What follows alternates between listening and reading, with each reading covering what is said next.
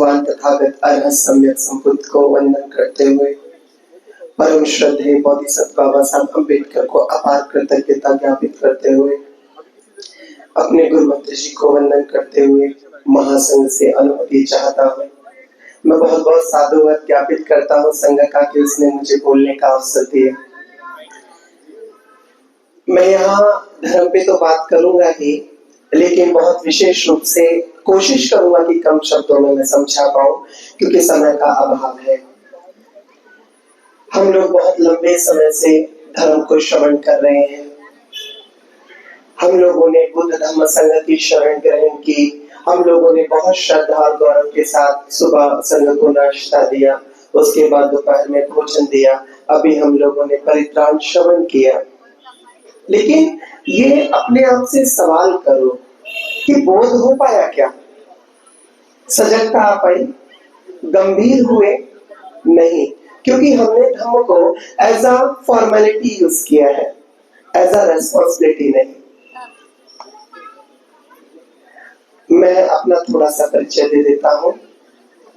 मेरा नाम भक्ति सुगत बोधी है, जन्म मथुरा में हुआ, फैमिली का रहना दिल्ली में है। घर में 4 क्लास 1 ऑफिसर हैं। मेरी मम्मा, मेरे पापा, ताई, अंकल सभी लोग गवर्नमेंट सर्विस में हैं। मैं भी फर्स्ट अटेम्प्ट नीट क्वालिफाई हूँ। हम लोगों ने जब इस बात को समझा कि धम्म एक्चुअल में क्या है, तो चीवर लेने से पहले लगभग 13 देश घूमे। उसके बाद चीवर लेने के बाद श्रीलंका जाने का मौका मिला और श्रीलंका की महान एक मोनेस्ट्री, महामेवना मोनेस्ट्री में हम लोगों ने अच्छे से धर्म को सीखा। तो जब इंडिया की तरफ हम लोगों ने रुख किया तो ये समझ में आता है कि इंडिया में जो धर्म है वो 2 प्रकार से यूज होता है। पहला जो बाबा साहब के दृष्टिकोण से देखा जाता है, और दूसरा जो प्योर बुद्धिज्म है अकॉर्डिंग द त्रिपिटक। जो प्योर बुद्धिज्म है अकॉर्डिंग द त्रिपिटक वो पूरे एशिया में यूज होता है, लेकिन इंडिया में धर्म की 2 शाखाएं हैं। जब मैंने अंबेडकर लोगों को देखा तो ये समझ में आया कि वो लोग भी अभी तक कम्युनिकेशन गैप में हैं। वो लोग समझ ही नहीं पाए कि बाबा साहब अंबेडकर हमसे क्या चाहते थे और हमने समाज को क्या लौटाया है। फिर ये सुनिश्चित हुआ भुसावल में कि हम लोगों को काम शुरू करना है तो कहां से करें। मैं बहुत कृतज्ञ हूँ भंते देवानंद जी का कि हमें नागपुर में उनका सानिध्य मिला और एक बहुत लंबा काम हम लोगों ने शुरू किया। जब हम लोगों ने नागपुर की तरफ रुख किया तो ये समझ में आया कि बाबा साहब अंबेडकर ने केंद्र बनाया नागपुर को, और हम लोग यहीं से क्यों ना शुरू करें, क्योंकि दिए तले अंधेरे वाला जो फॉर्मूला है वो नागपुर में बेस्ट बैठता है, और इंडिया पर भी यही फॉर्मूला यूज होता है। भगवान बुद्ध की वाणी है कि ये धरती कभी अनंतों से खाली नहीं होगी, लेकिन बुद्ध ने पूरे जीवन में कभी नहीं कहा कि ये भारत कभी अनंतों से खाली नहीं होगा। धर्म को श्रवण करने के लिए, धर्म को श्रवण कर धर्म को धारण करने के लिए उसके बाद स्थिति निर्मित होती है अत्तदीपो भव। हम लोग अत्तदीपो भव की स्थिति को जानते हैं, लेकिन धर्म क्या है हमको नहीं पता। हमको लगता है कि ये भंती जी बहुत ऊंचे ऊंचे नारे लगा रहे हैं, धर्म है क्या? नहीं। भगवान कहते हैं सत्पुरुष की संगति मिलना पुण्य कर्म का परिणाम है। सत्पुरुष की संगति मिलना पुण्य कर्म है, लेकिन हमारे अंदर वो क्वालिटी होनी चाहिए ना कि हम सत्पुरुष की आइडेंटिफाई कर सके कि ये सत्पुरुष है, तभी तो धर्म तक पहुंचेंगे। कल्याण मित्र नहीं है तो धर्म तक नहीं पहुंचा जा सकता। और बुद्ध शब्द सुनने के लिए पुण्य लगता है, हमने तो धर्म सुना है। बुद्ध वंदना धम्म वंदना में एक शब्द आता है पच्चतंग वेदी तपो विवेति, कि भगवान का धर्म विद्वानों के द्वारा समझा जाता है, मूर्खों के द्वारा नहीं। यही बात भगवान ने सहपति ब्रह्मा से कही, जिसका जिक्र बाबा साहब अम्बेडकर ने द बुद्ध एंड धम्मा में किया है कि ब्रह्मा जो मैंने पाया है वो किसी और ने नहीं पाया है। इसीलिए ये जो धर्म है इसको विद्वानों तक के लिए समझना बहुत सूक्ष्म है, तो मूर्खों की तो मैं बात ही क्या करूं। इसलिए भगवान का मन निष्क्रियता की तरफ मुड़ा। अगर सहपति ब्रह्मा याचना नहीं करते तो भगवान धर्म को गति देते नहीं। बुद्ध का धम्म एक्चुअल में अगर मैं एक लाइन में कहूं तो धम्म यानी एक व्यक्ति का दूसरे व्यक्ति के साथ अच्छे संबंध का होना ही धम्म है। हम लोगों का कितना अच्छा संबंध है हम लोग बेहतर जानते हैं। दूसरा नाम धर्म का है डिसिप्लिन, अनुशासन।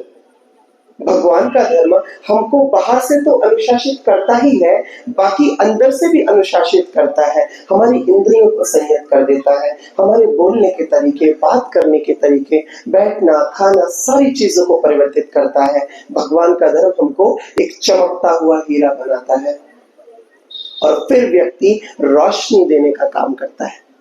हम लोगों ने जब नागपुर को देखा तो ये समझ में आया कि हम लोग अनंत नहीं हो सकते, क्योंकि हमको सिखाने वाले अनंत नहीं है।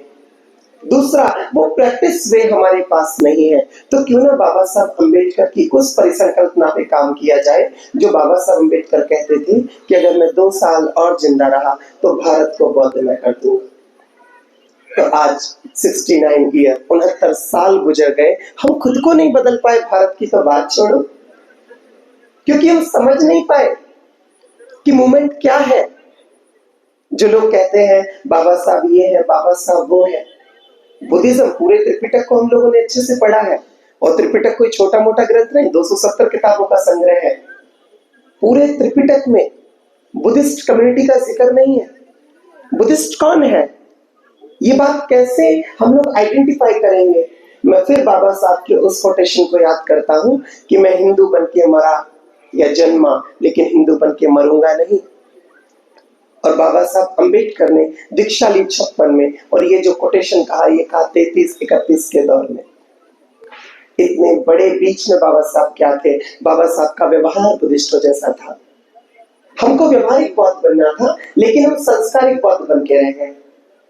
व्यवहारिक बौद्ध होना बहुत जरूरी है। हम कैसे प्रभावित करेंगे सामने वाले व्यक्ति को कि हम बुद्धिस्ट हैं? क्या हम कार्ड लेके घूमते हैं क्या कि we are the Buddhist community, I am the representative of the Buddhist community? नहीं, हम लोगों का व्यवहार बताता है कि हम लोग कौन है।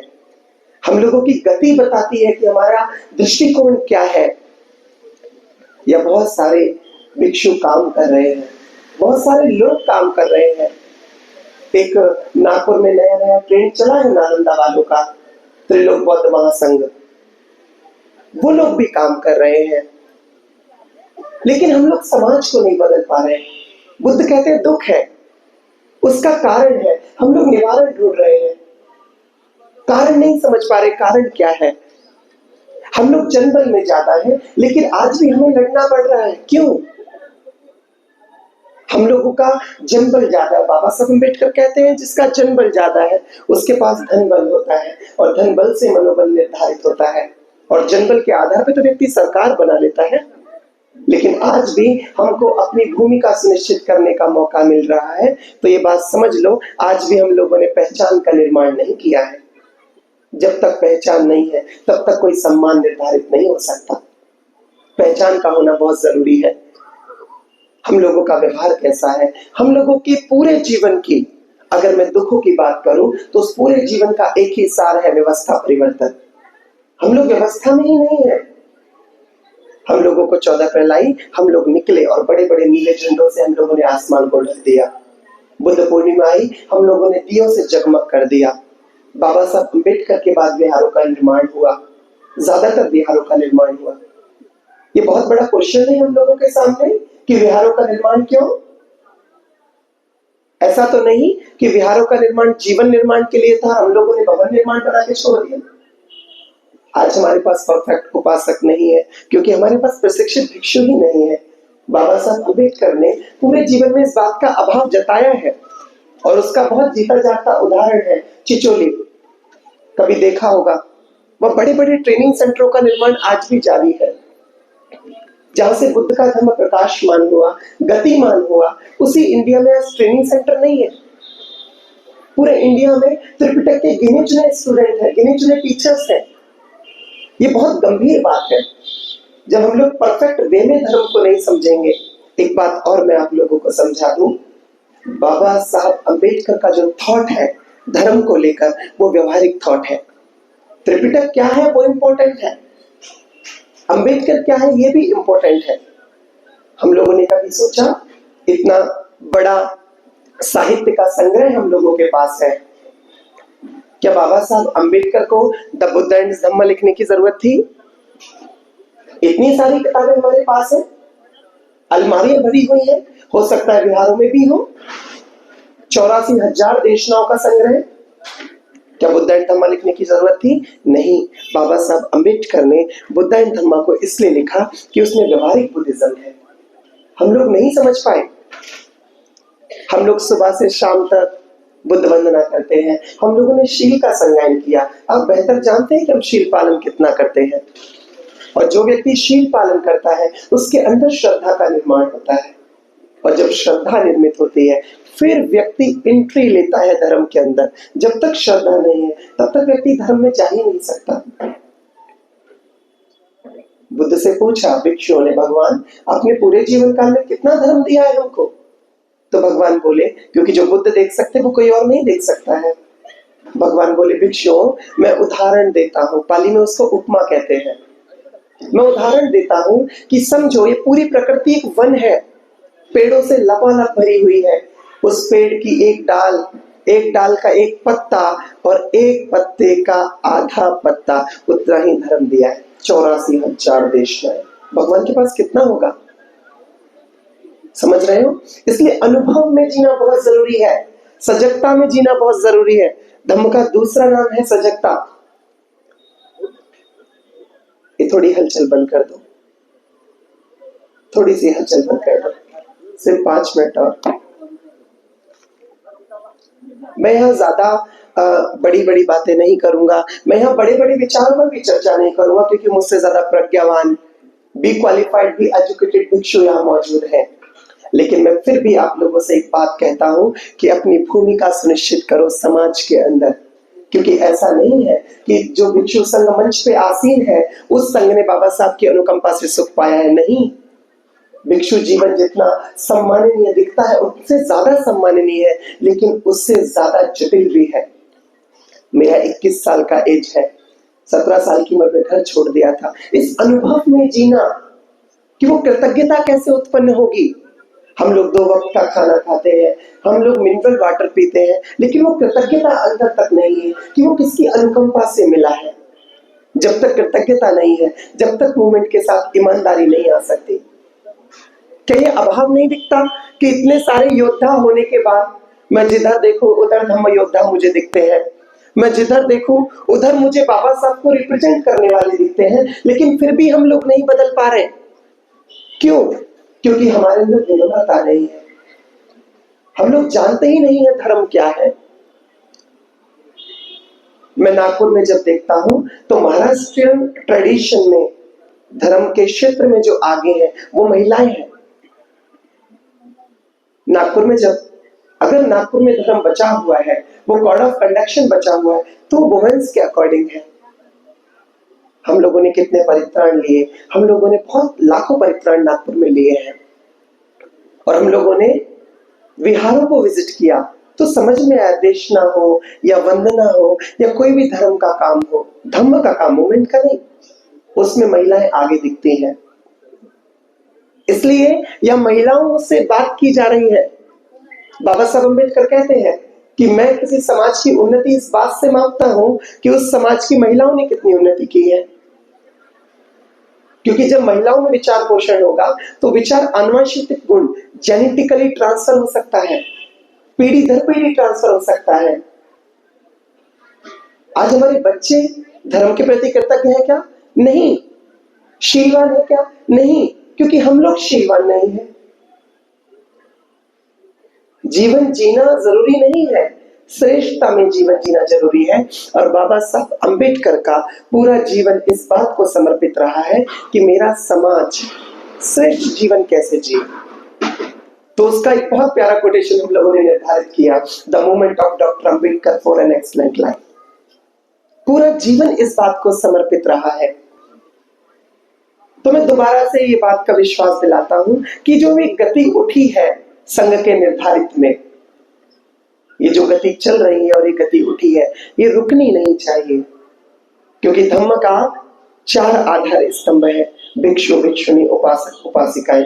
और उपासक सिर्फ और सिर्फ एक लगाव से, एक कह सकते उद्देश्य महत्वपूर्ण बिंदु से संघ को देखता है। कि संघ आगे रहेगा, संघ है संघ करेगा, भिक्षु है भिक्षु करेगा, नहीं। जब तक आप लोग अवेयर नहीं होंगे तब तक भिक्षु गति ही नहीं कर सकता। दूसरी बात, एक और बात मैं आप लोगों को बता दूं, क्या भगवान का धर्म एससी कम्युनिटी के लिए है क्या? एसटी के लिए है क्या? ओबीसी के लिए है क्या? नहीं। बुद्ध का धर्म प्रत्येक उस व्यक्ति के लिए है जो इस प्रकृति में जी रहा है जीवन लेकर। वो व्यक्ति सुख चाहता है और भगवान का धर्म निर्वाण तक ले जाकर छोड़ देता है। और निर्वाण क्या है? निब्बानं परम सुखम। क्या हम लोगों ने ब्राह्मणों में काम किया? नहीं। क्या हम लोगों ने जनरल कैटेगरी में धर्म से प्रभावित करने की कोशिश की? नहीं। हम लोगों ने एक दायरे को निर्धारित किया और दायरे के अंदर हम लोग दौड़ रहे हैं और उसमें भी परफेक्ट नहीं कर पा रहे। बहुत गंभीरता का विषय है। मोमेंट को समझो, विचार को पोषण करो। मैंने नागपुर में जब देखा तो एक कोटेशन बहुत सुंदर हमको याद आया कि साहब हम माफी चाहते हैं, हमने आपकी मूर्तियों पर माला और विचारों पर ताला डाल दिया। यही कर रहे हैं हम लोग, अब तक भी यही किया है। भिक्षु संघ बहुत कुछ कर सकता है, सब कुछ नहीं कर सकता। मां बोधि महाविहार का आंदोलन शुरू हुआ 1892 में और 1891 में बाबा साहब अम्बेडकर का जन्म हुआ। वो मनुवादी व्यवस्था जो हजारों साल से हमारे पीछे थी, उसको बाबा साहब अम्बेडकर ने चंद दिनों और चंद सालों में तोड़ दिया। क्यों? क्योंकि साहब की नीति और नियत दोनों परफेक्ट है। नीति इतनी परफेक्ट कि बच्चे मर गए लेकिन घर की तरफ मुड़ के नहीं देखा, और नियत इतनी परफेक्ट कि 18-18 घंटे एक एक कप चाय पीने में आगे रहे हैं, और महिलाओं के लिए तो कानून मंत्री पद से इस्तीफा दिया। आज भी हम लोग मां बोधि महाविहार को नहीं ले पाए। इसका एक ही सॉल्यूशन है, समझ लो इस बात को कि जिन लोगों के पास नीतियां हैं उनकी नीति परफेक्ट नहीं है, और जिनके पास नियत है उनकी नीति परफेक्ट नहीं है। प्रैक्टिस होना बहुत जरूरी है, लेकिन राइट टू वे से प्रैक्टिस होना मोस्ट इंपॉर्टेंट है। अगर दिशा अच्छी ना हो तो दौड़ना नाकाम भी तो हो सकता है। इसलिए भवन निर्माण हो चुका है, इतना सुंदर विहार हमारे पास है। विहार चेतना का केंद्र बनने चाहिए, चिंता का केंद्र नहीं। विहारों में जीवन निर्माण होना चाहिए। भवन निर्माण तो बहुत कर लिया। मैं जब पूज्य भंते देवानंद जी के सानिध्य में आया तो मुझको एक बहुत इंपॉर्टेंट एक काउंटिंग मुझे मिली। भंते जी ने बताया कि पूरे नागपुर में 1138 रजिस्टर्ड विहार है। 1138। और आप लोगों को जानकर खुशी होगी, गंभीर तो नहीं हो सकते, अब तक नहीं हुए तो आगे भी नहीं होंगे। जानकर खुशी होगी कि 77% विहारों में ताले हैं। क्यों? क्योंकि उनको लगता है कि बुद्ध वंदना करना यही एक धर्म का गौरव है। हाँ, हम गौरव करते हैं, हम लोग भगवान को सम्मान ज्ञापित करते हैं, ये गुण है बौद्धों का। लेकिन मैं फिर आपको एक बात बता दूं, भगवान के शासन में भिक्षु लोगों के टच में तो रहता था, लेकिन ज्यादा नहीं। कम्माराम था, भस्साराम था, निद्दाराम था, संगनिकाराम था, भोजनेचे मत्तयुम, इंद्रिय सुसंगता। उसमें से पहला है कम्माराम था, दूसरा भस्साराम था। ज्यादा बात नहीं करेंगे हम लोग उपासकों से, उतनी ही बात करो जो धर्म का गौरव है। भिक्षु तो चाहे आर्य सत्य का दर्शन कर निर्माण के लिए प्रयास करता है, वो तो विहारों में आ गए, क्योंकि हम लोग ये चाहते हैं कि जीवन निर्माण हो। तो आज ये जरूरी नहीं है कि भिक्षु ही जिम्मेदारी को निर्धारित करे। हाँ, भिक्षुओं पे तो निर्धारित होता है कि चरत भिक्षु चारिका बहुजनिताय बहुजन सुखाय लोकानुकंपाय, कि भिक्षुओं तुम चारिका करो बहुजनों के हित के लिए, बहुजनों के सुख के लिए, और लोगों पर अनुकंपा करनी, ये ड्यूटी है दी भगवान ने।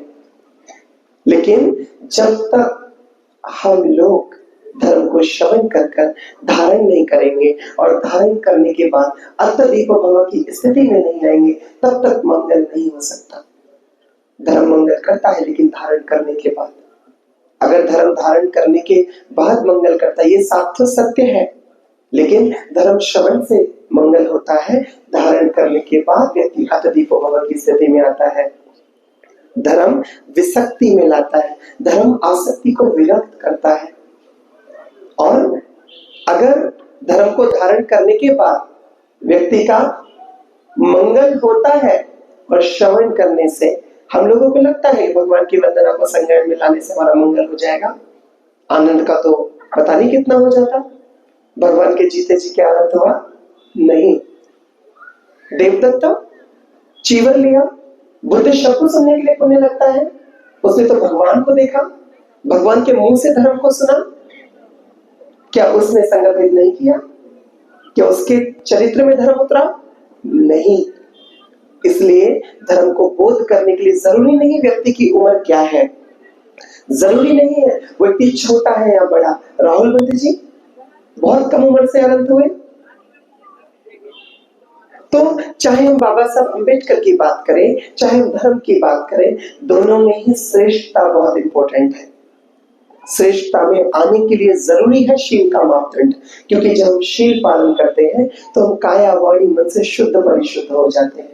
और जब व्यक्ति काया वाणी मन से शुद्ध परिशुद्ध होता है, फिर वो व्यक्ति निर्मल बुद्धि में आता है, और निर्मल बुद्धि में आने के बाद व्यक्ति सत्पुरुष बनता है।